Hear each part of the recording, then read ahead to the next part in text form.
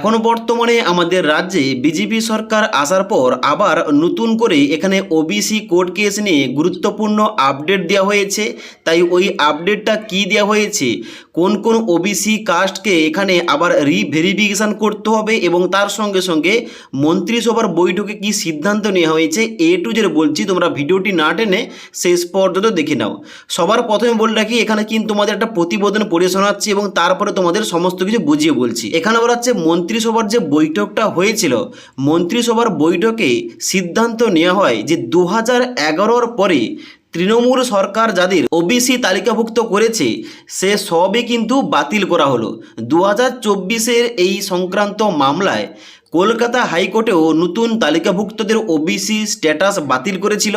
পরে কিন্তু তা নিয়ে সুপ্রিম কোর্টের দ্বারস্থ হয়েছিল রাজ্য সরকার, মানে গত রাজ্য সরকার। এবার সুপ্রিম কোর্ট হাইকোর্টের নির্দেশ স্থগিত করে দেয়।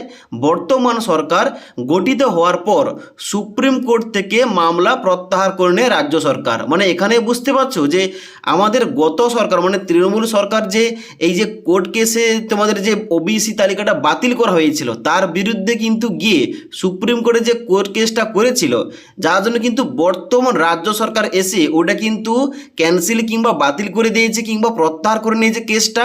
কারণ এখন কিন্তু বর্তমানে তাহলে কি দাঁড়াচ্ছে, এখন বর্তমানে দাঁড়াচ্ছে প্রথম যে কোর্টের তরফ থেকে মানে হাইকোর্টের তরফ থেকে অর্ডার দেওয়া হয়েছিল যে 2011 সালের পর যে সমস্ত সম্প্রদায়গুলো যুক্ত করা হয়েছে ওবিসি তালিকায় ওই সমস্ত বাতিল করা হবে।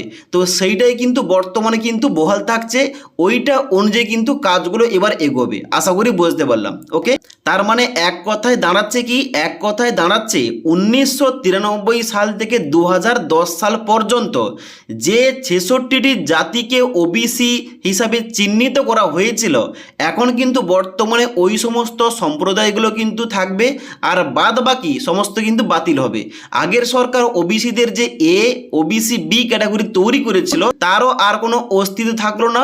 নতুন নিয়মে তৃণমূল সরকারের এ এবং বি ক্যাটাগরির জন্য যথাক্রমে 10 এবং 7% সংরক্ষণ করেছিল, কিন্তু তাদের সব সিদ্ধান্ত বাতিল হওয়ার ফলে ওবিসিদের জন্য কেবলমাত্র আগের 7% সংরক্ষণ কিন্তু বিবেচিত হবে। এবং বর্তমানে মন্ত্রী অগ্নিমিত্রা পাল জানিয়েছেন যে বর্তমান সরকার আদালতের নির্দেশ মেনে নতুন করে বিষয়টির পর্যালোচনা করবে এবং তার ভিত্তিতে ওবিসি তালিকা কিন্তু তৈরি হবে এবং যার জন্য রিভেরিফিকেশন হবে।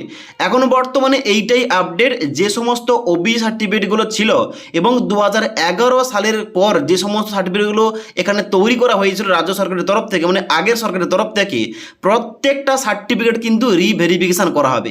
রিভেরিফিকেশন মানে কি, রিভেরিফিকেশনটা হচ্ছে অবশ্যই তোমাদের সমস্ত নথিগুলো যাচাই করা হয়। মানে তুমি যে ওবিসি সমস্ত কিছু অথেন্টিক ডকুমেন্টস দিয়ে ওবিসি কার্ডটা করেছো তার জন্য কিন্তু আবার ওই ডকুমেন্টসগুলো যাচাই করা হবে।